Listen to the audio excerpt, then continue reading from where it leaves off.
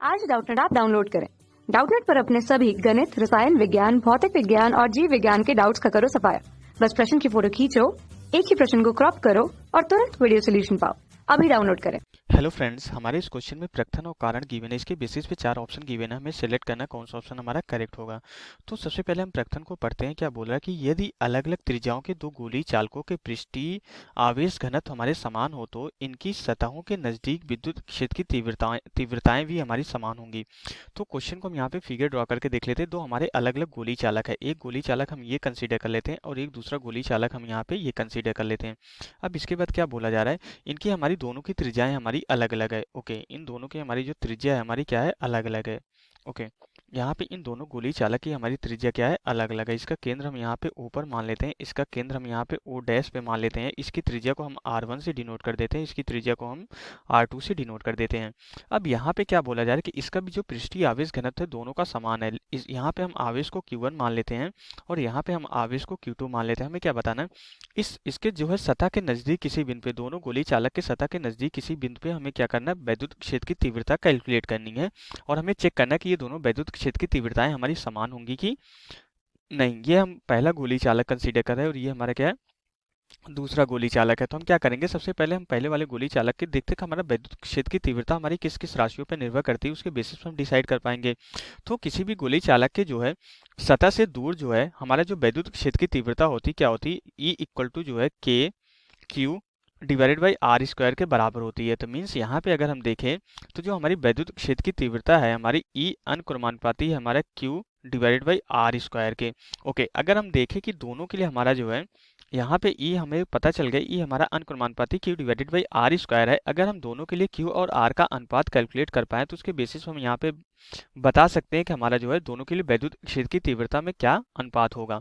Okay, किस तरीके से संबंधित होंगे। तो यहाँ पे अगर हम देखें तो दोनों के लिए हमारा पृष्ठ आवेश घनत्व गिवन है, पृष्ठ आवेश घनत्व गिवन है, उसके बेसिस पे Q और R में हम संबंध कैलकुलेट कर सकते हैं। कैसे, यहाँ पे हमें ये क्वेश्चन में ये गिवन है हमारा जो पृष्ठ आवेश घनत्व है सिग्मा 1 इक्वल टू हमारा क्या है, सिग्मा 2 के बराबर है।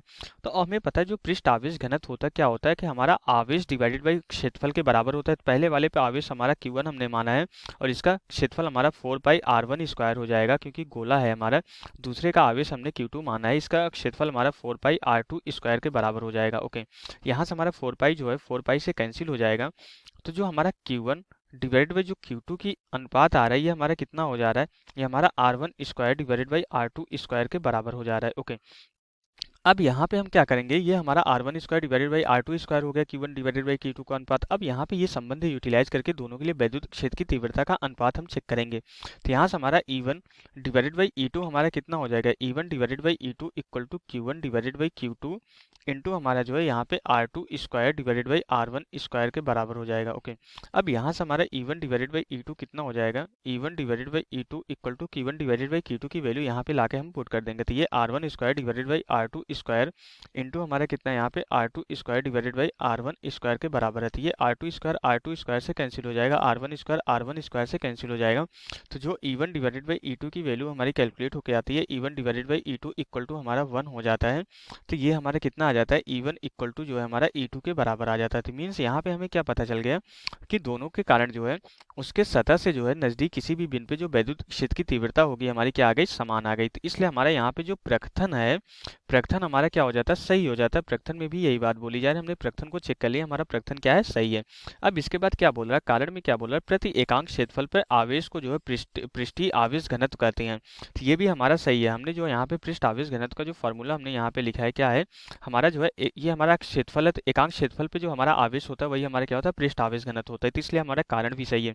लेकिन कारण जो प्रकथन का सही स्पष्टीकरण नहीं होगा क्योंकि जिस लॉजिक से हमने क्वेश्चन को सॉल्व किया है, जिस लॉजिक से क्वेश्चन को सॉल्व करते हुए हम यहाँ तक पहुंचे हैं, यह लॉजिक हमें जो है कारण में गिवन नहीं दिया जा रहा है। गिवन कारण में जब बस और बस सिर्फ और सिर्फ पृष्ठ आवेश घनत्व के बारे में बता दिया गया है, इसलिए हमारा कारण जो है प्रकथन का सही स्पष्टीकरण नहीं होगा। दोनों ही हमारे सही हैं, तो इसलिए हमारा यहाँ पे इस क्वेश्चन के लिए सेकंड ऑप्शन हमारा क्या हो जाता है, सेकंड ऑप्शन राइट ऑप्शन हो जाता है। तो यहाँ से हमारा क्वेश्चन कंप्लीट हो जाता है। Okay, thank you.